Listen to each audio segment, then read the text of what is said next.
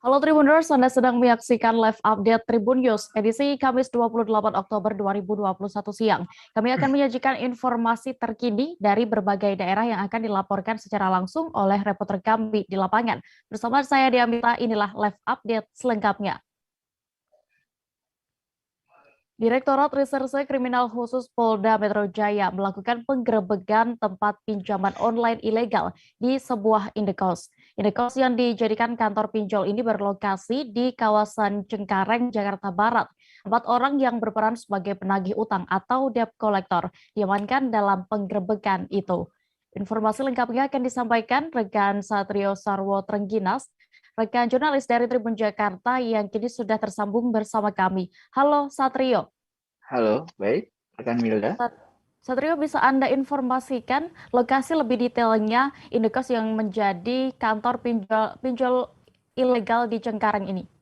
Ya, baik. Jadi kejadiannya itu berlangsung di Jalan Tawangmangu, Kelurahan Kedaung Kaliangke, Kecamatan Cengkareng, Jakarta Barat, yang dimana tim Polda Metro Jaya itu melakukan penggerbekan ke tempat pinjaman online di sebuah kos-kosan. Begitu, Milda. Oke, lalu untuk kronologis lengkap penangkapan oleh Polda Metro Jaya saat penggerbekan ini bagaimana, Satrio? Jadi kejadiannya itu pada sekitar pukul 7 malam hari, di mana tim Dirkrimsus Polda Metro Jaya berhasil mengamankan sebanyak 4 pelaku yang terdiri dari 2 perempuan dan 2 laki-laki di lokasinya di 2 kamar di kos-kosan di Jalan Tawangmangu gitu. Bagaimana untuk tanggapan warga sekitar indekos tersebut saat dilakukannya penggerebekan yang ternyata indekos itu menjadi sarang tempat pinjol ilegal? Baik, penuturan dari warga ketika saya mendatangi lokasi kemarin pada hari Rabu tanggal 27 Oktober 2021, memang salah satu warga bernama Nodi yang juga tinggal di berdekatan dengan indekos itu menuturkan bahwa pada malam itu suasana di tempat kos-kosan yang di mana dilakukan penggerebekan itu berlangsung dengan heboh. Jadi banyak warga sekitar yang penasaran dengan aksi penggerebekan itu gitu. Dan memang awalnya si Noni ini menduga bahwa penggerebekan kasus narkoba.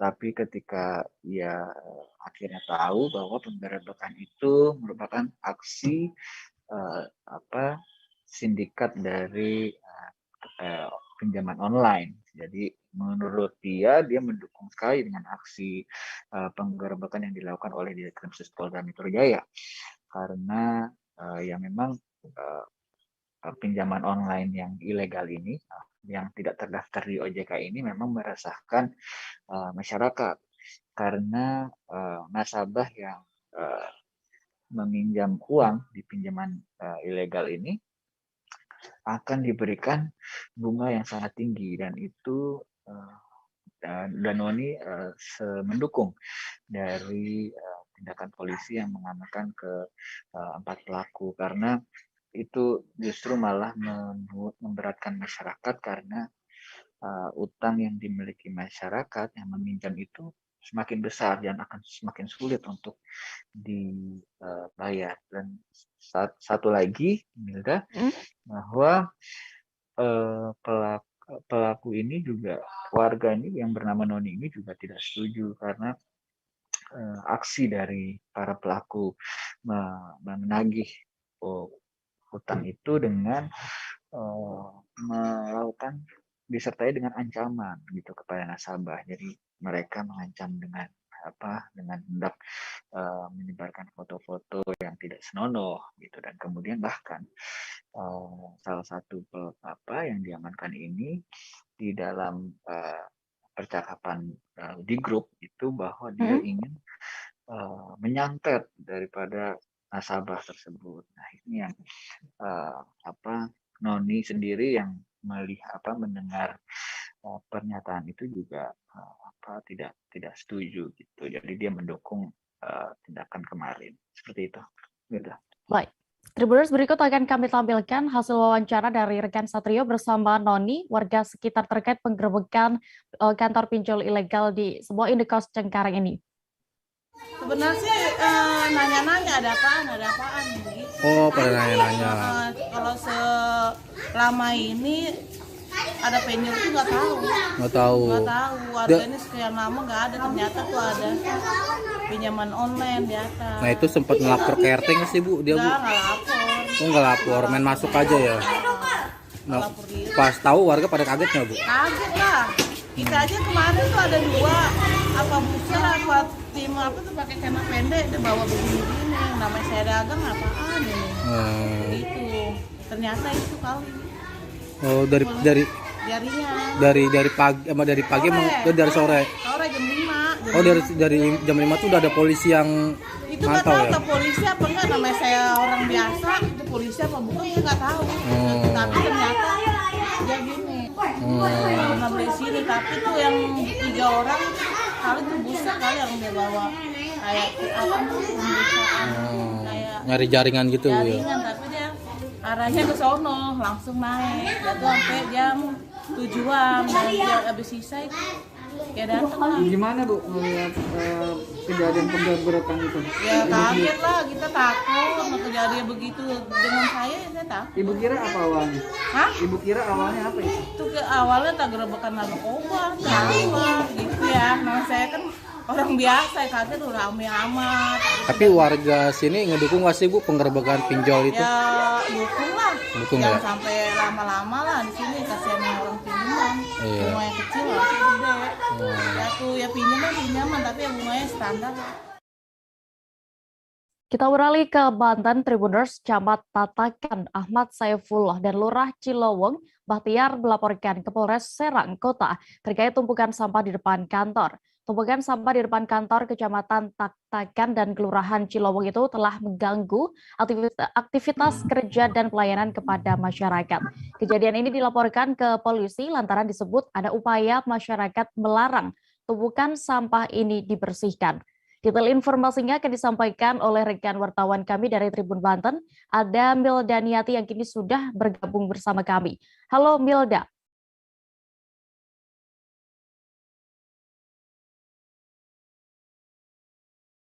Halo rekan Milda. Ya, halo rekan Dea dan Tribuners. Bisa Anda ceritakan bagaimana kronologi awal sebelum Camat Tatakan ini melaporkan polisi terkait adanya tumpukan sampah? Nah, berdasarkan hal tersebut, pada Rabu dini hari, tepatnya sekitar pukul Selasa malam ya, 11, sekitar jam 8 sampai jam 12 malam itu warga beramai-ramai awalnya menyetop truk sampah dari Tangsel, padahal warga di sana tuh mereka tuh sudah melarang adanya kiriman sampah dari Tangsel. Namun ternyata pada malam itu ketika masyarakat sedang patroli, ada sekitar 10 truk sampah dari Tangsel mengirimkan sampah menuju TPA Cilowong. Nah, dari kejadian tersebut sehingga warga atau masyarakat sekitar geram. Dari akhirnya tersebut warga menumpahkan truk sampah yang berisi sampah di depan kantor Kelurahan Cilowong dan di depan kantor Kecamatan Tatakan. Sebanyak 5 truk sampah berisi sampah ditumpahkan di halaman, kemudian di bagian depan pintu masuk di Kelurahan Cilowong. Selain itu juga di 1 truk di depan pintu masuk kantor Kecamatan Tatakan, seperti itu. Nah, hasil akhirnya sampai pukul 12 siang sampah tersebut masih belum diangkut lantaran masyarakat menolak adanya pengangkutan sampah tersebut, buntut daripada kekecewaan masyarakat. Begitu rekan Dea. Oke, lalu setelah mendapatkan laporan terkait hal ini, bagaimana arahan dari pihak kepolisian? Nah, dari kejadian itu sehingga Lurah ke Kecamatan Cilowong, Bahtiar, beserta dengan Camat Tatakan, Ahmad Saifullah, mereka melaporkan kejadian tersebut awalnya ke Polsek Tatakan, namun laporan tersebut tidak digubris sehingga Camat dan Lurah Cilowong, mereka melanjutkan laporan tersebut ke Polres Serang Kota. Namun dari Polres Serang Kota memberi masukan supaya hanya untuk memberikan audiensi saja kepada masyarakat. Selain itu juga Polres juga meminta agar masyarakat membolehkan sampah tersebut diangkut. Nah, kemudian Camat Tak-Takan juga Ahmad Saifullah mengungkapkan bahwasannya laporan tersebut bukan dalam bentuk laporan pidana, hanya meminta masukan dari Polres Serang Kota. Begitu rekan Dea. Oke, lalu akhirnya apakah tumpukan sampah di depan kantor kelurahan tersebut dibersihkan dan siapa yang mengatasinya? Baik, dari hasil audiensi dan laporan tersebut, sehingga Polres Serang Kota beserta dengan TNI bekerja sama dari TNI Koramil 060204 Tak-Takan diterjunkan sebanyak 11 personil untuk membersihkan sampah tersebut sekitar pukul 4:30. Truk angkutan sampah dari DLH diturunkan sebanyak 2 truk, kemudian 11 personil tersebut menggunakan alat sederhana mengangkut sampah tersebut dari halaman Kelurahan Cilowong dan kemudian Kecamatan Tak-Takan. Begitu rekan Dea. Baik, Tribuners, berikut akan kami tampilkan hasil wawancara dari rekan Milda bersama Ahmad Saifullah selaku Camat Tak-Takan dan juga Bahtiar, Lurah Cilowong. Selengkapnya. Kita ini beserta camat, kabak pemerintahan, dan sekdis LA ini akan membuat laporan terkait dengan sampah yang dibuang di kantor kelurahan dengan di kantor kecamatan. Itu. Ya ini kan mengganggu pelayanan kan. Jadi sehingga sekarang ini juga hari ini kita kan nggak melakukan pelayanan karena adanya sampah itu. Gitu. Terus dari warga belum bisa ini Pak, belum boleh diangkut sampahnya? Tadi pagi sih sudah ada mau yang angkut katanya, tapi diblokir sama warga juga. Gitu. Jadi petugas nggak berani, jadi belum diangkut sampai sekarang. Kalau yang bicara yang terdampak langsung sih di Cikuak dengan Pasir Gadung. Berapa kampung apa desa apa RT? Kalau RT-nya di Pasir Gadung itu 4 RT, di Cikuak 2 RT. Kalau sama ini Pak, ada dampak apa terhadap adanya pembuangan sampah itu? Ada lah. Kesehatan bagaimana? Ada, emang ada. Yang kalau bau sudah pasti lah ya. Ya artinya mungkin kan bisa menimbulkan ispa juga kan gitu ya. Dan gatal-gatal juga pernah dialami gitu ya. Tapi ada korban ya? Nggak ada sih. Maksudnya yang tadi kan kita bicara ada dampak, berarti kan ada masyarakat yang terkena dampak bau ya terutamanya gitu. Dan tahun yang lalu juga ada juga sih yang gatal-gatal gitu ya. Tapi dengan penanganan dari pemerintah sendiri ya alhamdulillah gitu ya. Artinya sudah bisa diobati. Cilowong ada 5 truk dan di kecamatan itu satu truk. Intinya memohon petunjuk dan arahan ya supaya sampah yang di situ tuh bisa diangkut supaya pelayanan untuk kantor kelurahan dan kecamatan bisa berjalan dengan lancar. Tadi alhamdulillah sudah ada petunjuk dan arahan ya sampah mau diangkut ya pemerintah Kota Serang dengan Pak Kapolres sudah koordinasi. Sudah siap. Tapi bukan dilaporkan pidananya kan? Enggak tidak. Bukan koordinasi ya menyampaikan. Bukan melaporkan pidananya. Bukan.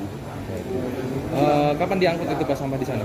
Informasinya sekarang ini proses ke sana. Kita balik ke informasi berikutnya. Informasi mengenai adanya kejadian seorang siswi SMP di Kabupaten Ketapang melahirkan di WC sekolah ramai beredar di media sosial. Kabar itu pun juga dibenarkan Kepala Dinas Pendidikan Kabupaten Ketapang Jahilin. Pihak sekolah termasuk guru disebutnya dan juga wali kelas kepala sekolah langsung menangani siswi tersebut dengan membawa ke bidan terdekat. Untuk mengetahui lebih detailnya, sudah bergabung bersama kami rekan wartawan dari Tribun Pontianak, ada Nur Imam Satria yang kini akan menyampaikan laporan lengkapnya. Halo Satria. Halo, bukan ya? Ya Satria, bisa Anda jelaskan seperti apa sebenarnya kejadian tersebut? Iya, jadi kejadian seorang siswi di salah satu sekolah menengah pertama di Kabupaten Kota itu terjadi pada Jumat 22 Oktober 2021 yang mana pada mulanya menurut penuturan Kepala Dinas Pendidikan Kabupaten Ketapang Jahilin, yaitu siswi tersebut awalnya meminta izin untuk ke WC. Lalu mengetahui akan hendak ingin melahirkan, pihak sekolah termasuk guru, kepala sekolah dan wali kelasnya langsung membawa siswi tersebut ke UKS. Namun karena keadaannya sudah ingin melahirkan, maka langsung dibawa ke bidan terdekat di dekat sekolah tersebut. Dan pada hari itu juga pihak sekolah langsung memberitahu kejadian itu ke orang tua siswi tersebut dan langsung dijemput oleh orang tua, bahkan oleh calon suaminya, dan langsung dibawa ke kampung halamannya. Ya.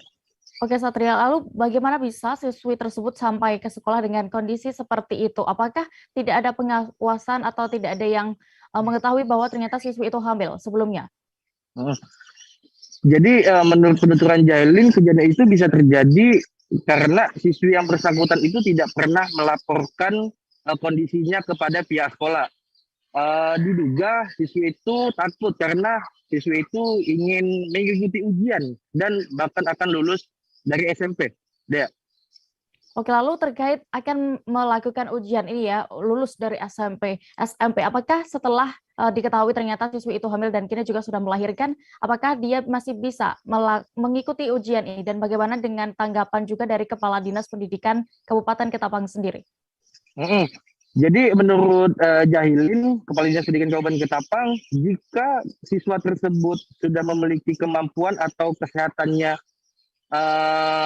memungkinkan, siswi tersebut boleh untuk mengikuti ujian. Bahkan kalau kesehatan atau kemampuannya tidak bisa mengikuti ujian, siswi tersebut bisa mengikuti penyataraan program paket B. Bahkan nanti juga bisa mengikut paket C jika nanti mau lulus SMA. Sementara mengenai tanggapan dari Kepala Dinas Pendidikan Kabupaten Ketapang, Jahilin, pihaknya cukup prihatin atas kejadian ini, yang mana akibat pandemi COVID-19 saat ini, siswa-siswi itu tidak dapat pergi ke sekolah, sehingga kurangnya pengawasan dari pihak sekolah maupun orang tua. Untuk itu atas kejadian ini, Jahilin meminta untuk dijadikan pelajaran atau cambuk bagi seluruh orang tua agar tetap melakukan pengawasan kepada anak-anaknya sehingga tidak putus sekolah. Gitu dia. Baik, terima kasih rekan wartawan dari Tribun Pontianak, Satria, untuk laporan Anda langsung dari Ketapang. Selamat kembali bertugas. Oke, terima kasih, Dea. Kita beralih ke Papua. Memperingati Hari Sumpah Pemuda ke-93 yang jatuh pada 28 Oktober 2021 hari ini, Markas Daerah Laskar Merah Putih atau LMP Provinsi Papua membagikan bingkisan kepada para veteran. Kegiatan tersebut berlangsung di Sekretariat Kantor LVRI DPD Provinsi Papua, kawasan Dok 5, Bawah Jayapura. Giat bagi-bagi bingkisan ini diinisiasi oleh LPM Provinsi Papua berkolaborasi dengan beberapa ormas, paguyuban, dan OKP. Informasi lengkapnya akan disampaikan oleh rekan kami, ada Aldi Bimantara, jurnalis dari Tribun Papua, yang kini sudah tersambung bersama kami. Halo Aldi.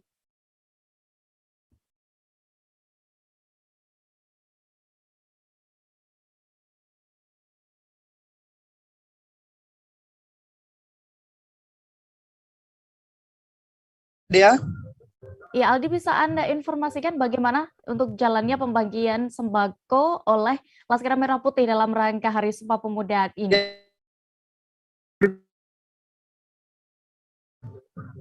Ya baik, Dea, pagi baru saja memang komunitas dari Markas Daerah Laskar Merah Putih membagikan bingkisan kepada para veteran dalam rangka Hari Sumpah Pemuda 8 Oktober 2021. Ya, dan juga Tribuners, maksud saya kegiatan tersebut berlangsung di Sekretariat Kantor LVRI DPD Provinsi Papua di kawasan Dok 5 Jayapura, Papua. Dan di selesai acara itu, Ketua Markas Daerah LMP Wilhelm Nusrolo mengatakan acara tersebut dimaksud sebagai untuk wujud kembali persaudaraan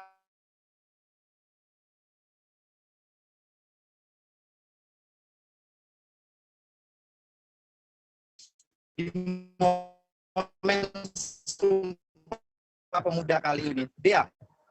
Oke Aldi, bisa Anda informasikan ada berapa banyak veteran dan juga jumlah bingkisan yang dibagikan oleh Laskar Merah Putih di sana?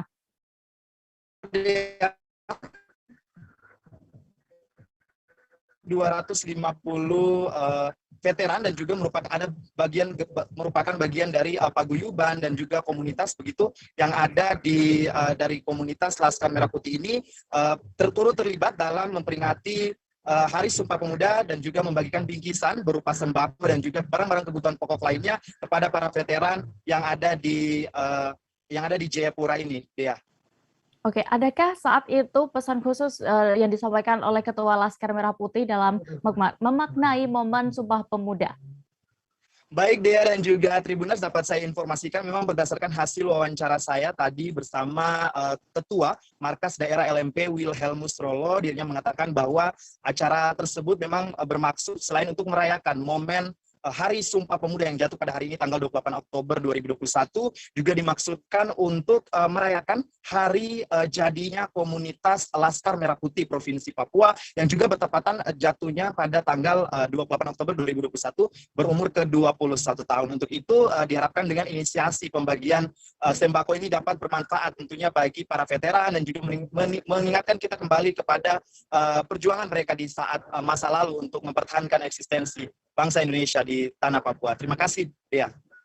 Baik, Aldi. Berikut akan kami tampilkan Tribuners hasil wawancara rekan Aldi bersama dengan Wilhelmus Rolo selaku Ketua Markas Daerah LMP Jayapura. Kiranya melaksanakan kegiatan pada saat tanggal 28 Oktober Hari Sumpah Pemuda ini bersamaan untuk penyerahan bingkisan kepada para veteran-veteran pejuang-pejuang kita yang mana mereka sebagai pejuang yang merintis daerah-daerah ini sehingga sekarang kan kita aman. Kita sebagai generasi mengenang semua jasa-jasa mereka yang hingga saat ini. Dulu mereka waktu muda seperti kita kan, ya apapun yang mereka laksanakan itu pasti bisa ini. Nah sekarang sudah seperti begini, kita harus saling memperhatikan satu dengan yang lain. Ya mudah-mudahan ke depan ya pemerintah pun melihat hal ini. Jangan sampai pemerintah itu mata sebelah mata dengan para pejuang-pejuang kita yang sekarang sudah sekarat. Ini himbauan saya. Kita sebagai generasi penerus dan mungkin di dalam sini ada beberapa kurang lebih 20 ormas dan paguyuban yang mengikut sertakan di dalam kegiatan hari ini tanggal 28 Oktober 2021. Saya turut ini sekaligus kan saya memeriahkan hari ulang tahun Laskar Merah Putih secara nasional yang ke-21. Pada saat kapan Pak? Tepat hari ini juga tepat ya? Tepat hari ini tanggal 8 Oktober 21 tahun. Laskar Merah Putih seluruh Malaysia. Bapak mungkin kita laksanakan itu sudah disiapkan tempatnya di daerah hall. Jadi mungkin dari sini dengan teman-teman semua langsung mengarah ke sana ya? Kita bergeser ke Nusa Tenggara Timur, Tribuners. Peralihan bahan bakar minyak atau BBM jenis premium ke Pertalite bagi kendaraan umum kini mulai memperlihatkan dampaknya. Selain peralihan, harga BBM jenis Pertalite pun juga naik. Terkait hal ini, para sopir angkot dalam kota di Kupang menggelar aksi mogok di depan kantor Dinas Perhubungan Kota Kupang. Selengkapnya akan disampaikan rekan jurnalis Pos Kupang, ada Irfan Hoy yang kini sudah terhubung bersama kami. Halo Irfan. Halo.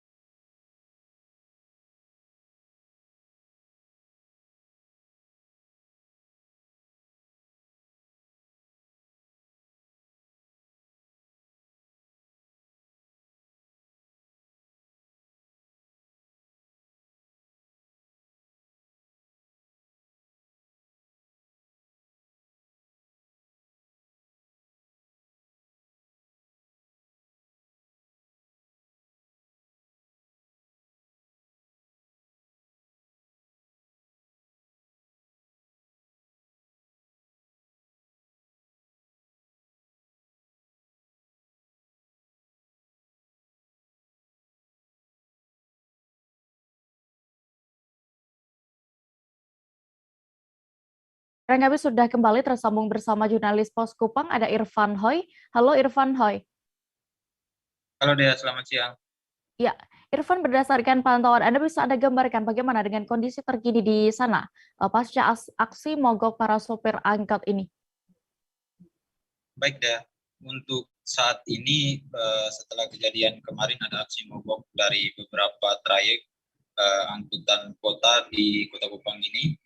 Saat ini memang beberapa bemo, beberapa angkut yang ada di Kota Kupang sendiri memilih untuk tidak beroperasi, sementara di beberapa jalur, di beberapa trayek tetap melakukan operasi seperti biasanya. Memang sudah mulai terlihat dampak dari peralihan bahan bakar ini dengan adanya tarif yang masih berlaku normal untuk angkutan kota di Kota Kupang ini sendiri, dia. Demikian. Oke, lalu mengapa para sopir angkot ini memilih untuk melakukan aksi mogok mereka di Dinas Perhubungan setempat? Irfan. Baik ya, untuk aksi yang dilakukan di depan kantor Dinas Perhubungan Kota Kupang itu sendiri, mereka memilih melakukan aksi di tempat itu karena mereka menilai izin yang dikeluarkan adalah izin dari Dinas Perhubungan Kota Kupang, sehingga mereka harus melakukan aksi dan juga tuntutan mereka harus disampaikan ke Dinas Perhubungan Kota Kupang. Namun perlu diketahui juga bahwa kemarin bukan saja aksi yang dilakukan di depan kantor Dinas Perhubungan Kota Kupang saja, tetapi aksi juga berlanjut sampai ke kantor DPRD Provinsi NTT dan juga depan kantor Gubernur NTT. Nah, ada beberapa jalur trayek yang kemarin melakukan aksi di depan kantor Dinas Perhubungan Kota Kupang, antara lain trayek jalur Lampu 5, Lampu 6, dan juga jalur Pelabuhan Laut Tenau dan Pelabuhan Laut Bolok. Sementara untuk trayek 7 dan 10 melakukan aksi di depan kantor DPRD Provinsi NTT. Pada siang harinya, dari Dinas Perhubungan, aksi dari sopir di Dinas Perhubungan, kemudian juga di depan kantor DPRD, semuanya berkumpul di depan kantor Gubernur NTT. Demikian ya. Baik, lalu Irfan, sejauh ini apakah sudah ada tanggapan dari pihak Dinas Perhubungan setempat ataupun solusi yang ditawarkan oleh pemerintah setempat terkait aksi mogok ini? Baik ya, untuk informasinya berkaitan dengan keluhan yang disampaikan oleh sopir angkot ini, dari Dinas Perhubungan Kota Kupang sendiri menyampaikan bahwa hal ini akan ditindaklanjuti dengan menyampaikan keluhan dan masukan-masukan dari para sopir ke tingkatan provinsi, dalam hal ini Dinas Perhubungan Provinsi NTT, yang kemudian nantinya akan dibuat dalam rekomendasi ke Gubernur NTT dan sebelum ditetapkan dalam peraturan gubernur, sehingga dari Dinas Perhubungan Kota Kupang bisa menetapkan tarif angkut itu sesuai dengan masukan yang diberikan oleh para sopir. Namun sebagai informasi juga Dea, bahwa kemarin ketika kita hubungi terpisah Kepala Dinas Perhubungan Provinsi NTT, Pak Ishak Muka, dia menyampaikan bahwa kewenangan untuk mengatur tarif ada pada Dinas Perhubungan yang ada di masing-masing wilayah. Dalam hal ini untuk Kota Kupang tetap diatur oleh Dinas Perhubungan Kota Kupang melalui peraturan wali kota, sementara untuk di angkutan desa tetap diatur oleh Bupati. Sementara untuk tingkatan provinsi sendiri diatur oleh Dinas Provinsi, namun hanya dikhususkan untuk izin trayek dalam kota lintas kabupaten dalam provinsi. Demikian ya. Baik, Tribuners, tadi juga rekan kami Irfan sudah melakukan wawancara bersama Bernardinus Mere selaku Kepala Dinas Perhubungan Kota Kupang terkait hal ini. Berikut kami tampilkan selengkapnya. Sekarang sudah harus menggunakan Pertalite dengan harga Pertalite mulai dari 7.250, dia akan naik ke 7.650. Ya, saya mesti menginformasikan. Saya tadi baru habis dari Pertamina. Jadi nanti harganya akan sama. Di seluruh Indonesia akan berlaku sama, 7.650. saya prihatin dengan keadaan sampai yang teman-teman semua bahwa harga pertalite-nya sudah sampai, tarif angkutan masih tetap sama. Kami juga punya keprihatinan yang sama, karena itu apa yang disampaikan oleh teman-teman menjadi bahan pertimbangan kami, karena ketika kita lakukan kenaikan angka itu berdasarkan peraturan wali kota yang didasarkan pada peraturan gubernur.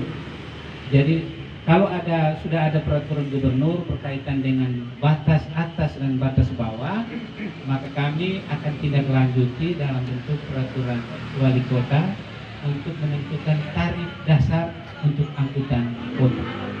Kami punya perhitungan juga, tapi saya tidak bisa menyampaikan karena memang ada kenaikan kurang lebih sekitar 17%. Tetapi ini menurut perhitungan kami tetap saja, karena ini yang namanya angka-angka seperti ini mesti dalam bentuk peraturan wali kota. Karena itu harapan dari Bapak-Bapak, kami akan lakukan kajian dan kami akan berikan telaahan untuk supaya ada perubahan tarif yang memang, karena sekarang ini juga teman-teman di provinsi juga dengan cara yang sama untuk menentukan tarif AKDP, maka ketika ada edar. Tribuner, kami masih akan kembali seusai jeda berikut, tetaplah di Live Update.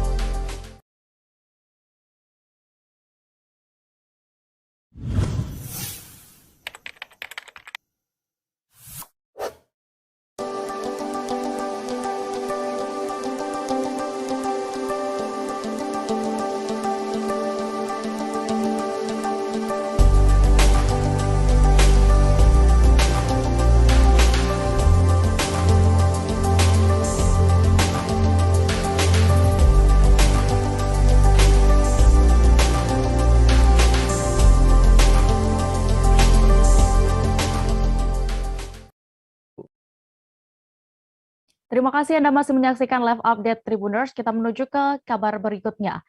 Dua pencari ikan ditemukan tewas seusai terseret Sungai Alas pada Rabu 27 Oktober 2021. Kedua korban adalah Danah Munte, 58 tahun, warga desa Batu Bulan, Kecamatan Babu Salam, dan Suparjo, 35 tahun, warga desa Kuta Cingkam, Kecamatan Lawe Alas, Aceh.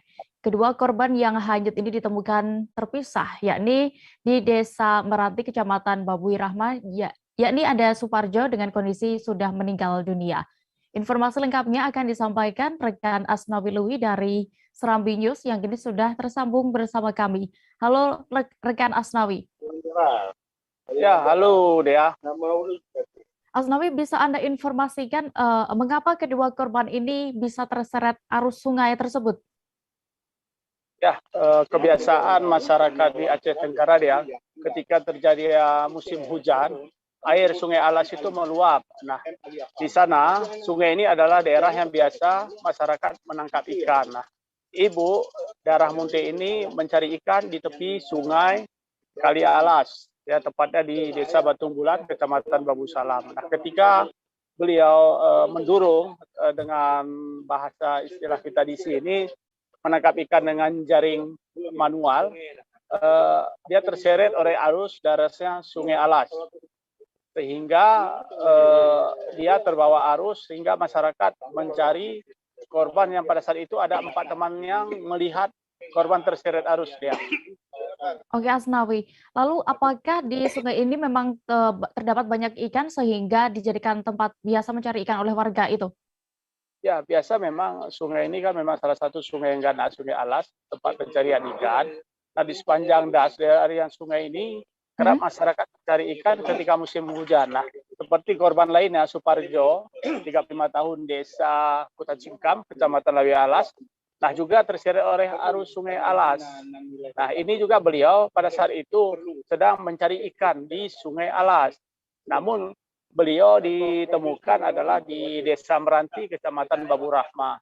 Sementara Deyah Munte ditemukan di das Sungai Alas tidak jauh dari desa beliau sekitar 8 kilo yang dilakukan pencarian oleh tim SAR gabungan. Lalu bagaimana dengan kondisi air sungai saat itu? Terlebih juga tadi Anda sebutkan bahwa ini sedang musim penghujan. Ya, saat ini air debit terus bertambah di Aceh Tenggara dengan kondisi air yang keruh. Karena saat ini musim penghujan, nah masyarakat juga harus waspadain terkait potensi-potensi dan hari ini juga kita dapat laporan bahwa Aceh Tenggara dalam keadaan banjir ya karena Sungai Alas meluap ke pemukiman penduduk. Baik, berikut Tribuners akan kami tampilkan hasil wawancara rekan Asnawi bersama Koordinator Polsar Aceh Tenggara Budi Perdana Yandri selengkapnya.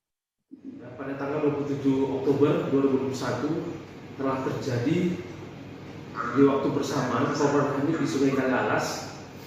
Yang pertama itu nama korban adalah Danah Munte, 58 tahun, perempuan, warga desa Batu Bulan Asli, Kecamatan Babu Salam. Yang kedua adalah Parjo, 35 tahun, laki-laki, warga desa Kuta Cingkam, Kecamatan Lawe Sumur. Untuk korban Ibu Danah ini 58 tahun kita temukan lebih kurang 8 km dari lokasi kejadian di Biak Moli, Kecamatan Baber, dalam keadaan meninggal dunia. Parjo ditemukan oleh masyarakat di Desa Meranti, Kecamatan Babu Rahmah. Yang terlibat dalam pencarian ini adalah pihak daripada Basarnas, Polsar Kuta Care, BPBD Aceh Tenggara, Satgasar Aceh Tenggara, Koramil Babu Salam, juga dari Polsek Babu Salam dan juga masyarakat. Nah, jadi upaya pencarian alhamdulillah dua-dua pada tanggal 27 Oktober tersebut korban dapat ditemukan dalam keadaan meninggal dunia. Kita beralih ke Provinsi Riau. Seekor gajah betina ditemukan dalam kondisi sakit di dekat kebun sawit di kawasan Balai Taman Nasional Tesonilo atau TNTN di Desa Pontian Bekar, Kecamatan Lubuk Batu Jaya, Kabupaten Indragiri Hulu. Tubuhnya terpantau kurus dan kondisinya pun lemas. Dan terkait hal ini, Tim Balai Besar Konservasi dan Sumber Daya Alam atau BBKSDA Riau pun mengambil langkah melakukan pengobatan. Detail informasinya akan disampaikan oleh rekan wartawan kami dari Tribun Pekanbaru, ada Rizky Armanda yang kini sudah siap dengan laporan lengkapnya. Halo rekan Rizky. Ya, halo Dea. Bisa Anda ceritakan berdasarkan informasi dan juga pantauan yang Anda lakukan terkait kronologi ditemukannya gajah betina di kebun sawit itu?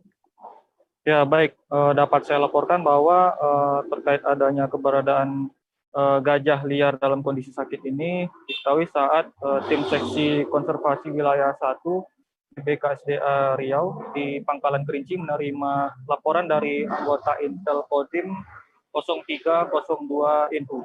Maka terkait hal ini tim langsung melakukan pengecekan ke lapangan pada Jumat 22 Oktober 2021 kemarin. Selanjutnya tim bersama Kades setempat dan masyarakat memang menemukan adanya seekor gajah liar dewasa berjenis kelamin betina dalam kondisi yang lemas dan badannya kurus.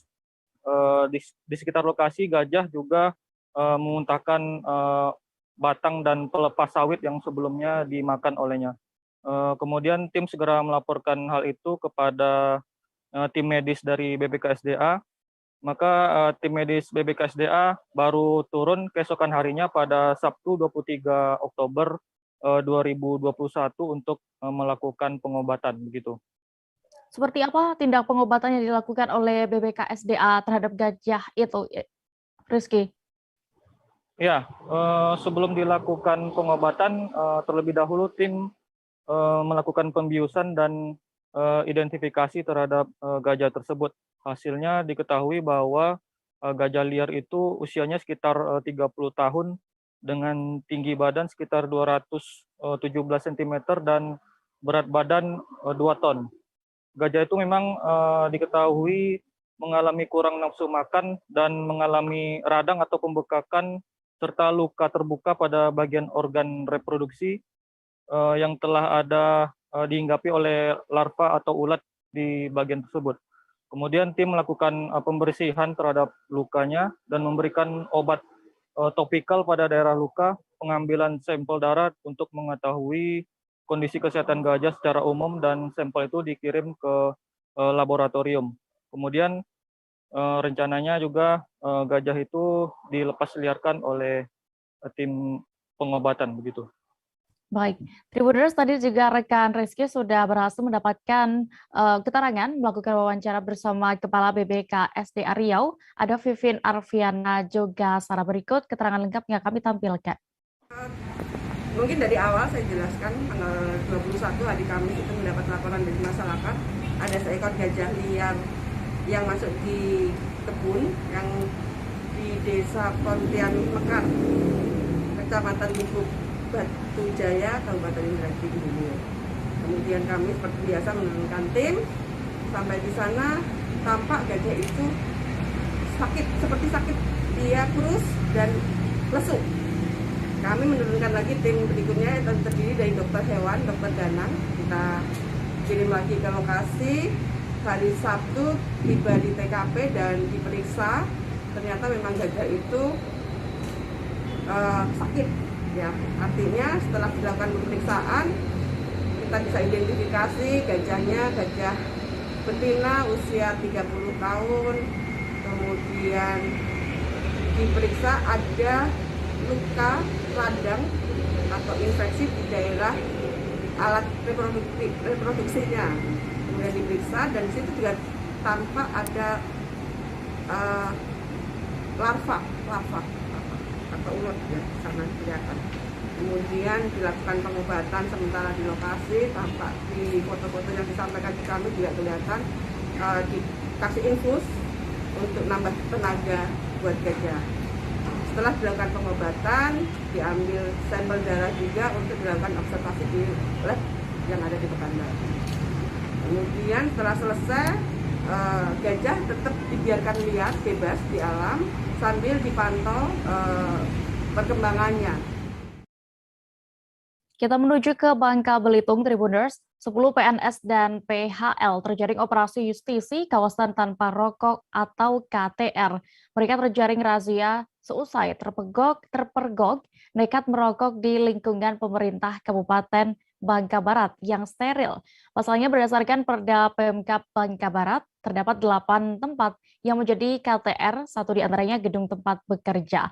Kabar selengkapnya akan disampaikan rekan wartawan dari Bangka Pos, ada Rizky Irianda Palevi, yang kini sudah terhubung bersama kami. Halo Rizky.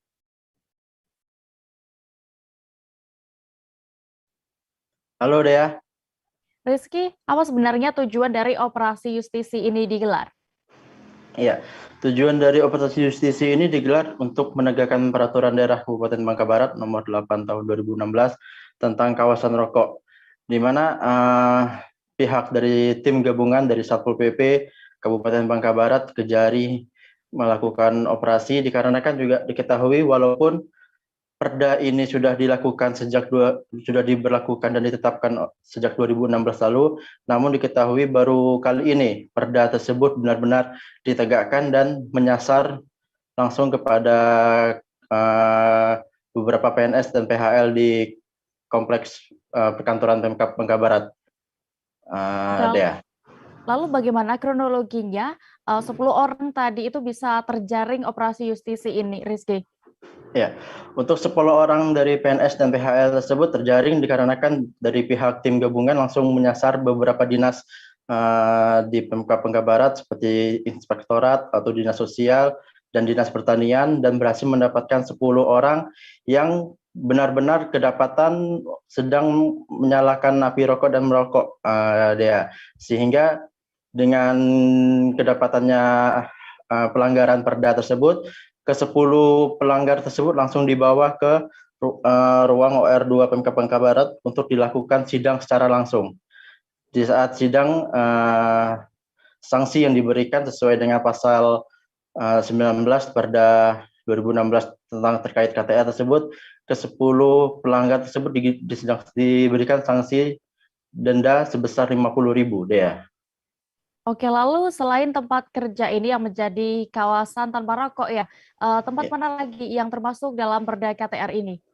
Ya, berdasarkan Perda nomor 8 tahun 2016 tentang kawasan tanpa rokok, diketahui terdapat 8 area atau kawasan yang menjadi kawasan tanpa rokok seperti di fasilitas layanan kesehatan, tempat proses belajar mengajar, tempat anak bermain, tempat ibadah, angkutan umum, fasilitas olahraga, tempat kerja, termasuk kompleks Pemkab Bangka Barat, dan beberapa tempat lain yang sudah ditetapkan. Dan saat ini juga dari keterangan Kabid Penegakan Hukum Peraturan Daerah Satpol PP Bangka Barat, Des Kurniawan mengatakan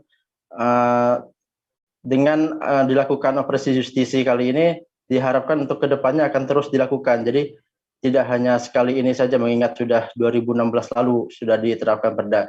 Nantinya juga akan menyasar beberapa tempat fasilitas kesehatan dan tempat fasilitas olahraga ke depannya, Dea. Baik, Tribuners, rekan Rizky juga sudah melakukan wawancara terkait hal ini bersama Kabid Penegakan Hukum Peraturan Daerah Satpol PP Bangka Barat, ada Des Kurniawan. Berikut kami tampilkan selengkapnya. Dan kita melaksanakan razia justisi rokok, pelanggar rokok, yang terlanggar Perda nomor 8 tahun 2016 pasal 19 tentang larangan merokok, karena Pemda khususnya ruang kerja termasuk kawasan yang dilarang merokok. Kita mendatangi seperti hampir sebagian kita dapatkan 10 pelanggar yang sedang merokok. Hari ini di sidang saat ini sudah hadir kabur, kita sampai di kabur. Dengan razia ini kita harapkan bahwa pegawai harus menyadari bahwa ruang kerja tak bisa merupakan kawasan yang dilarang untuk merokok. 10 orang itu PHL semua ya? Ada PHL, ada PNS, satu sekretaris, satu auditor. Oh, untuk yang kabur tadi itu PNS atau PHL? PHL. Dari dinas mana? Pertanian. Memang tadi dia mau pas kita datang memang lagi di atas motor sudah mau pergi. Puluhan orang yang tergabung dalam aksi solidaritas pekerja buruh Dunkin Donuts melakukan demonstrasi di depan outlet Dunkin Donuts Jalan Jenderal Sudirman, Kecamatan Bogor Tengah, Kota Bogor, Jawa Barat. Aksi yang berlangsung pada Rabu 27 Oktober 2021 kemarin dilakukan di bawah guyuran hujan. Para peserta rela kehujanan demi menuntut hak yang belum dibayarkan oleh perusahaan. Selengkapnya akan disampaikan rekan jurnalis Tribun News Bogor, ada Lingga Arfian yang kini sudah terhubung bersama kami. Halo Lingga. Ya, ada. Lingga, bisa Anda informasikan apa yang sebenarnya lebih detailnya terkait hal yang membuat para karyawan ini dan juga mantan karyawan ini ya menggelar aksi tersebut? Ya, Dea dan rekan-rekan Tribuners, kemarin sore puluhan karyawan dan King Donat dan mantan karyawan dan King Donat melakukan aksi demonstrasi di depan outlet Dunkin Donat di Jalan Raya Sudirman, Kota Bogor. Mereka menjalankan aksi ini setelah mengalami 2 tahun tidak digaji dan menurut pengakuannya THR pun tidak didapat, sehingga mereka melakukan aksi turun ke jalan karena menurut pengakuan dari para karyawan ini dan kuasa hukum, mereka ini sudah sabar menanti sekitar 2 tahun lalu, namun belum ada tanggapan yang pasti terkait hak-hak mereka dari pihak pengelola, seperti itu. Ya. Oke, lalu apa saja yang menjadi tuntutan peserta aksi ini, Lingga? Ya, dari tuntutan peserta aksi ini meminta agar gaji yang belum dibayarkan beberapa tahun lalu agar segera dibayarkan. Selain itu juga karyawan-karyawan yang diberhentikan secara paksa ataupun dirumahkan dengan status yang tidak jelas, itu meminta agar adanya pesangon dari pihak perusahaan yang dibayarkan. Selain itu juga ada tunggakan hari raya yang belum dibayarkan, sehingga para karyawan ini menuntut agar pihak perusahaan memenuhi hak-hak yang memang sudah ditunda sejak 2 tahun lalu hingga hari kemarin. Para peserta aksi ini meluapkan suaranya gitu dengan melaksanakan aksi unjuk rasa di depan kantor. Pada aksi kemarin juga pihak aksi sempat melakukan pertemuan gitu dengan pihak manajemen, namun tidak ada di tempat pihak manajemennya, sehingga aksi terus dilanjutkan hingga sore, seperti itu deh. Oke, lalu Lingga, berdasarkan informasi yang Anda dapatkan, apakah sudah ada langkah hukum yang ditempuh oleh para peserta aksi ini? Ya, Dea, benar sekali. Sejak 2 tahun lalu, para peserta aksi ini sebelum melaksanakan aksi demonstrasi sudah melakukan berbagai proses hukum yang sudah dilalui, diantaranya mediasi dengan pihak di Snaker Kota Bogor, kemudian dengan stakeholder terkait, dan terakhir disarankan untuk melakukan mengajukan ke pengadilan perindustrian Bandung, dan itu pun sudah dilakukan sejak beberapa bulan lalu, dan keluar putusan inkrah bahwa perusahaan harus membayar hak-hak karyawan yang belum dipenuhi selama 2 tahun kemarin. Totalnya itu beragam, sekitar ada yang puluhan juta, namun ada juga yang 100 juta ke atas dan 130 juta. Karena karyawan ini kebanyakan mereka bekerja sudah 10 tahun lebih, dan bahkan ada kepala dapur yang sudah bekerja hingga 30-an tahun dan menagih hak-haknya. Seperti itu deh. Baik, Tribuners, berikut akan kami tampilkan hasil wawancara Lingga bersama Maulana selaku mantan karyawan dan King Donat, dan juga Ikhwan Tuan Kota, kuasa hukum para karyawan ini. Berikut selengkapnya. Merekrut karyawan baru, Pak, atau mereka malah akan tutup konternya, atau malah bangkrut. Ini malah merekrut karyawan baru, Pak. Kita punya data-datanya, dan ke dinas tenaga kerjaan pun sudah kita kasihkan data-datanya. Nah, untuk proses mediasi selanjutnya kita sudah menyatakan surat ke DPRD Kota Bogor, dan untuk tembusannya kita tembuskan ke Kementerian Tenaga Kerja di Jakarta. Kita bekerja sudah 21 tahun, Pak. 21 tahun tidak dihargai sama sekali, Pak. Ada malah rekan kita yang sudah bekerja 32 tahun, Pak, kepala dapur. Sekelas kepala dapur, Pak, itu diacamakan begitu aja, Pak. 2 tahun dibiarkan supaya mereka mengambil pesangon, mengambil pengunduran diri itu. Nah, yang harus dibayarkan itu kira-kira kisarannya di atas 100 jutaan yang sudah lama. Nah, sampai saat ini setelah 3 bulan ingkrah, kita tidak dibayarkan, Pak. Padahal pemerintah melalui perwakilannya itu Pengadilan PHY Bandung sudah ingkrah menyatakan bahwa Dankin digugat dan penggugat menang. Nah, mereka pun mengindahkan dari Pengadilan Negeri Bandung itu. Keputusan Pengadilan Negeri Bandung pun dia indahkan, Pak. tahapan ini selanjutnya seharusnya juga belum ada keputusan juga dari pihak manajemen apa? Nah, kita ngajak mediasi, diajak mediasi. Cuman mereka seenak-enaknya Pak, masa mereka istilahnya mau mencicil sekian bulan atau apa, sedangkan Pengadilan Negeri Bandung itu menyatakan harus dibayar secara tunai. Kita punya Pak keputusannya, satu eksemplar, satu bundel keputusan Pengadilan Negeri Bandung itu ada, kita udah punya gitu. Malah pada saat kita mengajukan pemberitahuan ke Kapolresta Bogor, kita kasih tembusannya juga, kita kasih lampirannya juga, dan mereka menyadari, oh iya, ya udah, makanya kita dibalihkan Pak dengan aksi ini. Kuasa hukumnya. Jadi saya mendampingi teman-teman ini dari 2 tahun yang lalu untuk meminta hak-hak karyawan. Pak, kalau kasus ini tuh berlangsungnya sejak kapan dan apa aja sih yang dirugikan oleh karyawan ini? Oh ya, pertama mereka tidak dibayarkan upah. Ya, selama 2 tahun ini mereka tidak dibayarkan upah. Mereka juga tidak dibayarkan THR, tunjangan hari raya, selama 2 tahun berturut-turut. Ya, kemudian yang harusnya juga ada pesangon mereka yang sudah bekerja dan lebih dari 20 tahun, ada yang 32 tahun, ada yang 30 tahun. Mereka tidak dibayarkan hak-haknya yang harusnya menjadi putusan, yang sudah menjadi putusan Pengadilan Hubungan Industrial Bandung. Begitu. Sudah proses di Disnaker, Dinas Tenaga Kerja. Kita juga proses di PHI. Putusan sudah inkrah, tidak ada upaya hukum kasasi dari pihak perusahaan, maka harusnya dilaksanakan. Di samping upaya itu, kita juga makanya melakukan demo, aksi damai. Kemudian juga kita akan minta audiensi dengan DPRD Kota Bogor rencananya. Kita udah mengirim surat dan insya Allah nanti kita akan diminta tentukan waktunya kapan kita akan beraudiensi dengan DPRD Kota Bogor. Aksi bentuk damai ya. Kita dari karyawan PT dan tim donat, khususnya saya dan kuasa hukum kami ya, itu menggelar aksi ini karena pihak manajemen dan tim donat tidak memperdulikan apa yang menjadi putusan Pengadilan Hubungan Industrial Bandung. Tidak ada putusannya, pihak perusahaan harus bayar, tapi ternyata pihak perusahaan tidak mau membayarkan apa yang menjadi hak-hak karyawan. Itu intinya aksi demo kita. Kita jeda lagi Tribuners dan akan kembali dengan berita menarik lainnya. Selesai pariwara berikut, tetaplah di Live Update.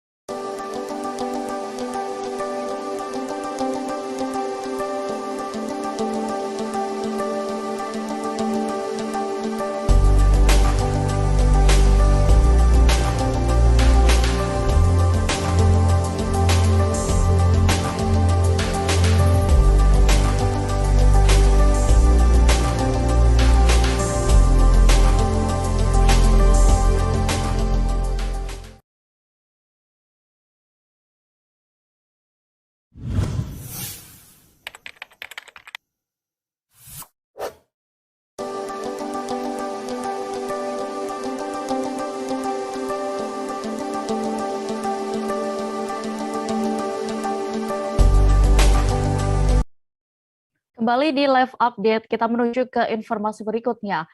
Rumah sepasang suami istri di Medan Sunggal tiba-tiba aksesnya ditutup oleh pengusaha kafe. Rumah yang tepatnya berada di Jalan Ring Road itu ditutup aksesnya, kemudian dijadikan lahan parkir. Padahal lahan di lokasi itu disebut merupakan milik pemerintah Kota Medan yang dititipkan kepada Pak Sutri untuk dijaga dan dijadikan zona hijau. Zona hijau maksud kami. Detail informasinya akan disampaikan oleh rekan wartawan kami dari Tribun Medan, Vian, yang kini sudah bergabung bersama kami. Halo Vian. Ya, halo Dea. Vian, bisa Anda informasikan siapa sebenarnya yang menutup pagar atau akses jalan ke rumah Pak Sutri di Medan ini? Ya, baik Dea dan juga pemirsa di rumah. Penutupan akses jalan tepatnya di depan rumah pasangan suami istri Toga dan Rosma ini dilakukan oleh seorang pengusaha yang tepat di samping rumah dari kedua Pak Sutri ini. Mereka tiba-tiba menutup akses jalan keluar karena pihak pengusaha sendiri menganggap tanah tersebut merupakan tanah milik mereka. Baik, ya. Oke, Vian, lalu sejak kapan informasinya akses menuju rumah itu ditutup oleh pengusaha kafe? Ya, menurut informasi dari yang punya pemilik rumah, akses jalan tersebut ditutup sudah 4 bulan yang lalu. Mereka selama ini untuk keluar dari rumahnya menggunakan pintu akses tepat di samping rumah mereka. Baik, Dea. Oke, lalu untuk status tanah sebenarnya, apakah sudah ada informasi yang sesungguhnya? Karena juga tadi sempat Anda sebutkan bahwa pihak dari pengusaha kafe ini mengklaim juga, dan tapi ini juga disebutkan bahwa milik pemerintah. Ya, baik. Dari keterangan Togu yang merupakan warga di lokasi juga, dia mengatakan setelah 50 tahun lebih tinggal di lokasi tersebut, dan dia mengatakan bahwasanya lahan tersebut adalah milik pemerintah. Dan dia juga telah diperintahkan oleh camat sekitar tahun 2011 yang lalu untuk menjaga lokasi tersebut dan menjadikannya lokasi zona hijau. Namun ketika seorang pengusaha tersebut membeli lahan di samping rumahnya, pengusaha tersebut mengklaim bahwasanya lahan area yang telah dijadikan tempat parkir saat ini adalah milik pengusaha tersebut. Iya, baik. Ya. Tribuners, berikut akan kami tampilkan hasil wawancara Vian bersama warga di sana. Ada Toga Raja Manurung dan juga Rosma Sinurat selengkapnya. Terus dibuat di situ angkot apa itu? PP ya? PP. Terus berbaris nanti semua PP. Itu lapangan samarnya. Mana kita berani? Mana intinya diteror secara nggak langsung. Iya, secara nggak langsung. Iya. Iming-imingnya gitulah. Kalau ada apa-apa bawa anggota. Dan anggota apa nggak tahu. Bukan polisi. Pak, kalau kemarin padahal inkrahnya itu milik Pemko Medan, kita izin dari camat untuk menanami dikasih. Tapi dicabut. Bukan kita minta izin, disuruh menanami. Berbeda itu. Menjaga ya. Iya, disuruh menanami dan menjaga kelestarian lingkungan. Oke. Tapi dicabut sama pihak pengusaha sebelah. Dicabut. Percabutannya begini. Dicarinya jalan, diadukan kita ke Pertabes. Pengaduannya kita menggarap tanah itu, datang Pertabes, dipanggillah kami dengan ini. Dituntut kami 1 bulan penjara. Saya di penjara. Di penjara 1 bulan. Oh, sempat di penjara? Tapi bukan di lahan. Tahanan luar. Tahanan rumah lagi itu kira-kira. Dari situ. Udah sidang, waktu itu sempat sidang. Dari situ, Marzani adalah orang itu diambil semua, dibakar lah ini, macam lah itu semua. Kita nggak bisa bergerak karena ada hukum pidananya. Oleh pengacara bilang jangan diganggu, seharusnya pengacara yang kita mengganggu, tapi pengacara kita awal. Yang ini tidak yang pertama-tama. Oh, yang ini belum pernah kita laporkan lagi.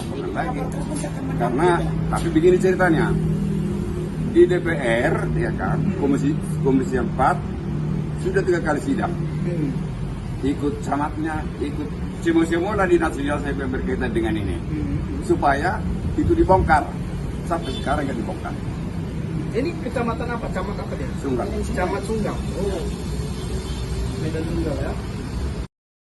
Event Lampung Craft 2021 di Gedung Geraha Wangsa, Kota Bandar Lampung dimulai sejak Rabu 27 Oktober 2021 kemarin hingga Jumat 29 Oktober nanti. Pada ajang Lampung Craft kali ini, batik tulis menjadi satu di antara beberapa kerajinan tangan yang dipamerkan.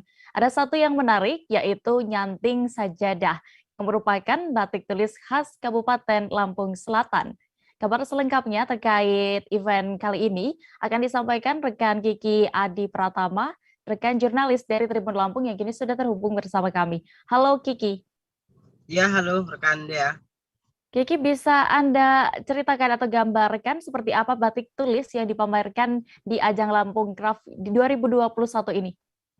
Baik, sebelumnya untuk diketahui bahwa ajang Lampung Craft 2021 ini digelar oleh Dekranasda Provinsi Lampung yang diikuti oleh seluruh 15 kabupaten kota Dekranasda yang ada di daerah di 15 kabupaten kota. Sehingga tadi salah satu daripada ajang kerajinan tangan itu ada yang namanya nyanting batik tulis yang merupakan khas kerajinan tangan milik daerah Kabupaten Lampung Selatan. Nah, untuk kerajinan tangan itu sendiri dilakukan oleh para ibu-ibu ataupun emak-emak yang ada di Kabupaten Lampung Selatan yang dalam menyanting itu membutuhkan kurun waktu bisa sampai 1-2 hari untuk membuat satu desain itu menjadi untuk dipamerkan, untuk ready dipamerkan, begitu rekan Dea.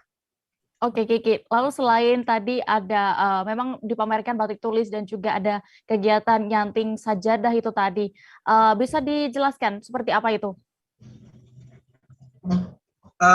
Jadi memang untuk kegiatan nyanting sajadah dan Lampung Craft 2021 ini kan untuk menjadi ajang pameran untuk melihatkan bagaimana seni-seni kerajinan tangan yang merupakan asli dari daerah Lampung, sehingga untuk meningkatkan harapannya untuk meningkatkan ekonomi yang bersifat UMKM yang dilakukan oleh daerah kabupaten kota yang melalui binaan Dekranasda setempat, begitu rekan Dea.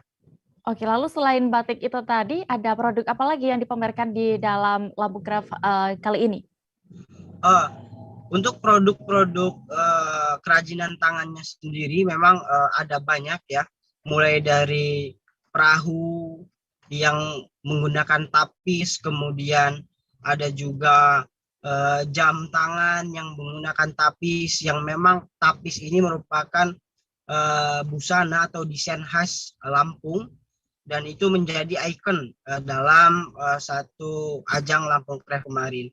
Kemudian juga ada kopi Lampung, kemudian juga ada kaos-kaos Lampung, dan beberapa yang lainnya, termasuk juga ada produk-produk BUMN yang mengikuti Lampung Craft itu seperti Galeri 24 yang memamerkan perhiasan-perhiasan dengan batiknya, kemudian ada juga BPJS, kemudian juga ada Kanwil DJP Lampung, termasuk juga diikuti oleh Provinsi Sumatera Selatan yang memamerkan busana khas Provinsi Sumatera Selatan, begitu Dea. Baik, Tribuners, rekan Kiki juga sudah berhasil mewawancarai salah satu pengrajin batik tulis. Ada di Fas Wulandar, berikut kami tampilkan liputan selengkapnya. Udah berapa lama kalau Ibu jadi pengrajin nyanting begini, Bu? Dari Januari 2020. Untuk bisa nyanting begini susah nggak sih, Bu? Maksudnya prosesnya gimana?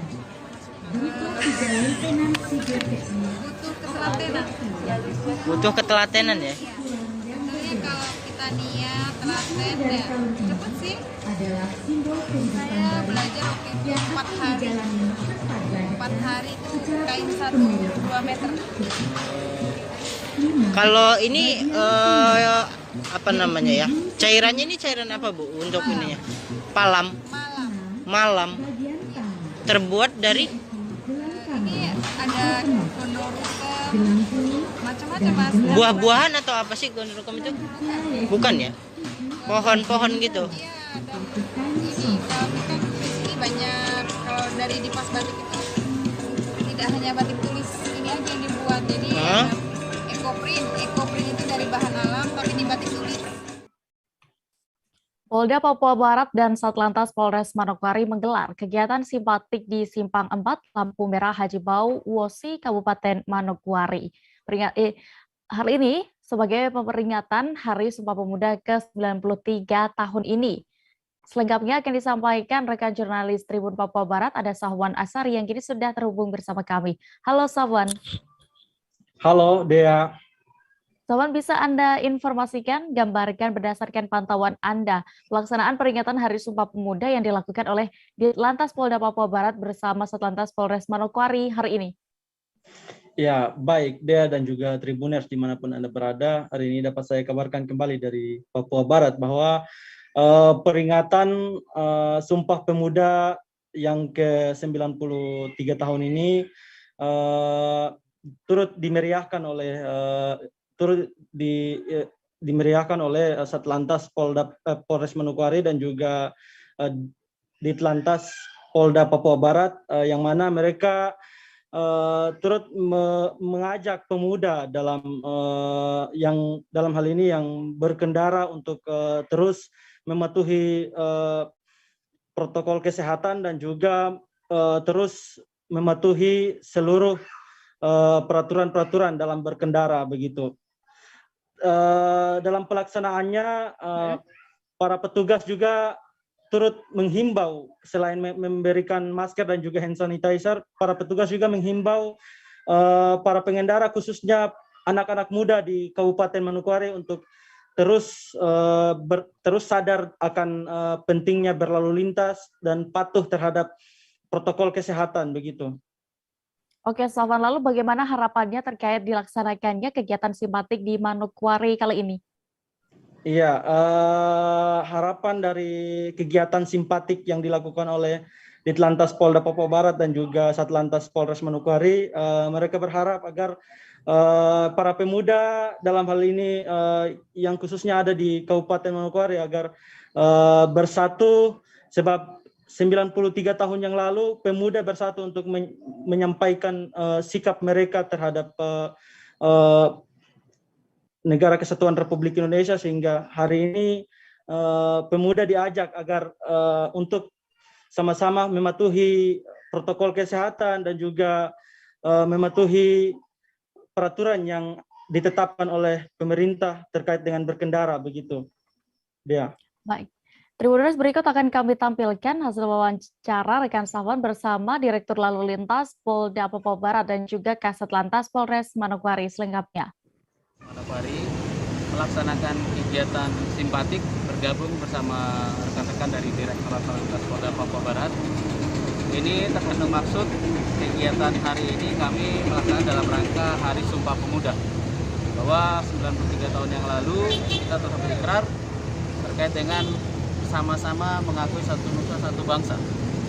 Pemuda mengatakan satu nusa satu bangsa, bahwa kita bangga menjadi Indonesia.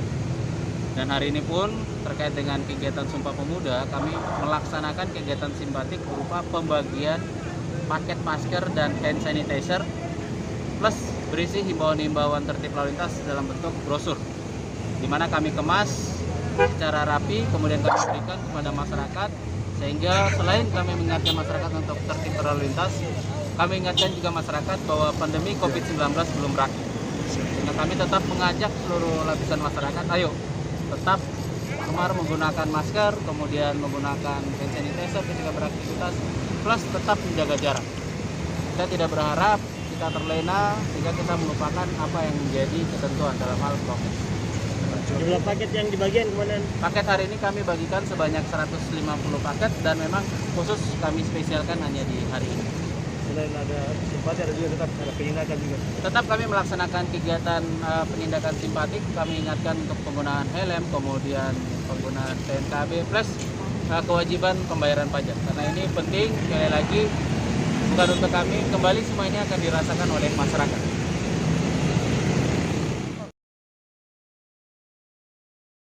Ditlantas Polda Papua Barat bekerjasama dengan Satlantas Polres Manokwari dan seluruh Satlantas jajaran Polres, kita sudah sampaikan untuk melaksanakan kegiatan simpatik di tengah-tengah masyarakat dalam rangka Hari Sumpah Pemuda. Jadi kita mau menggugah kepada seluruh pemuda yang ada di Papua Barat untuk bisa minimal memberikan contoh kepada masyarakat dan bisa memberikan edukasi kepada masyarakat untuk tertib lalu lintas dan tertib prokes. Ya, karena 93 tahun yang lalu pemuda-pemuda dari seluruh suku bangsa berkumpul untuk menyatukan persepsi satu nusa, satu bangsa, satu bahasa. Untuk hari ini di Papua Barat kita menghimbau kepada pemuda untuk mensatukan persepsi tertib lalu lintas dan tertib prokes. Ini tujuan kami pada hari ini. Kita membagi hand sanitizer dan masker kepada pemuda-pemuda yang kurang tertib di tengah-tengah jalan. Kegiatan ini dilakukan hari ini ataukah sampai besok juga? Hari ini karena Hari Sumpah Pemuda. Kalau kegiatan yang rutin lainnya kita sudah setiap hari memberikan edukasi tersebut. Cuman hari ini karena Hari Sumpah Pemuda, kita menggugah pemuda-pemuda dan pemudi-pemudi ada di tengah-tengah masyarakat untuk bisa memberi contoh dan memberi edukasi. Siap. Kita beralih ke Jawa Tengah, Tribuners. Sekelompok warga di Desa Klaten menjadikan air hujan untuk terapi kesehatan. Terapi itu adalah dengan meminum air hujan yang sudah diolah lewat sebuah alat buatan mereka sendiri. Alat itu disebut mampu mengubah ion negatif ke positif pada air. Air hujan yang olahan ini, maksud kami, diyakini memiliki fungsi untuk membersihkan tubuh. Untuk mengetahui lebih detailnya terkait kebenaran informasi ini, sudah ada rekan wartawan dari Tribun Solo, Mardon Widianto, yang akan menyampaikan informasi lengkapnya. Halo, rekan Mardon. Ya, selamat siang, rekan Dea. Oke, Mardon, bisa Anda informasikan sejak kapan warga desa di Klaten, ya, sebuah desa di Klaten ini mengkonsumsi air hujan yang dipercaya berkhasiat itu? Ya, terima kasih rekan Dea. Untuk warga desa Bunder Jorokan, Dukuh Bunder Jorokan, Desa Bandungan, Kecamatan Jatinom, Klaten, ini sudah meminum air hujan sejak nenek moyangnya, atau lebih tepatnya sejak sudah lama sekali. Dikarenakan juga air yang mereka mengandalkan air hujan. Ya, itu. Oke, Mardon. Lalu alat apa itu sebenarnya yang digunakan oleh warga di desa di Klaten ini untuk mengkonsumsi air hujan itu, dan siapa sebenarnya yang menginisiasi, karena tadi Anda sebutkan juga ini sudah lama sebenarnya? Ya, siap. Untuk alat sendiri itu sudah sejak 2013. Alat elektrolisa, di mana alat itu bisa mengubah dari ion positif negatif menuju ke positif, sehingga membuat kualitas air itu semakin bertambah. Tapi sebelumnya sang pembuat alat ini, yaitu Romo, salah satu Romo di sempat yang di Kebon Haram, bertugas di Kebon Haram, itu sudah meneliti, sampelnya dibawa ke lab, dan hasilnya kualitasnya ternyata air hujannya juga baik. Setelah itu dilakukan alat elektrolisa tersebut, kualitas air itu bertambah. Oke, Mardon, berarti ini memang khasiatnya juga sudah, kandungan airnya ini juga sudah dibawa ke lab itu tadi ya, dan memang bagus ya, dipastikan bagus. Lalu apakah alat itu dan air hujan hasil alat setelah sudah dimasukkan ke alat itu dikomersilkan? Oke, untuk alat sendiri dan hujan ini dari masyarakat mengaku tidak mengoperasikan atau ini dijadikan barang jualan, tetapi dari warga sendiri yang ingin seandainya ada yang mau istilahnya menggunakan atau bagaimana cara untuk memakai alat ini, bisa belajar di desa tersebut. Dan ini sebagai informasi, alat ini air yang dicampur digunakan untuk dimasukkan alat ini bukan sebagai penyembuh, tetapi sebagai alat pembersih di dalam tubuh manusia yang kotor. Ya, sebagai bukti ada salah satu warga, seorang warga di desa tersebut mengalami kencing batu dan sempat ia melakukan operasi berkali-kali hingga gagal dan sempat ada niatan untuk melakukan tindakan bunuh diri. Namun setelah meminum air dengan dimasukkan alat tersebut, kondisinya makin membaik dan penyakit pun menghilang. Istilahnya penyakit kencing batu itu makin lama makin menghilang dan pulih, dan pada akhirnya warga tersebut mengkonsumsi tiap hari air dari racikan itu, alat itu. Oke. Baik, Tribuners, berikut akan kami tampilkan hasil wawancara rekan Mardon bersama Sunarno, warga setempat. Meneliti tentang air hujan, dulunya air bawah tanah, air sumber, Mas. Nah, ternyata setelah Romo Kerjito itu meneliti tentang air hujan sama Pak Bimo, ternyata air hujan itu kalau di elektrolysis lebih kualitas, karena apa? TDS-nya itu di bawah 100. Kalau air bawah tanah pasti di atas 100. Nah, di elektrolysis itu lebih bagus yang TDS-nya rendah. Yang berkualitas yaitu ternyata air hujan itu TDS-nya paling kotor itu 60. TDS 60. Kalau ini sudah sejak kapan ini dibuat di sini berkembang itu ya 2014.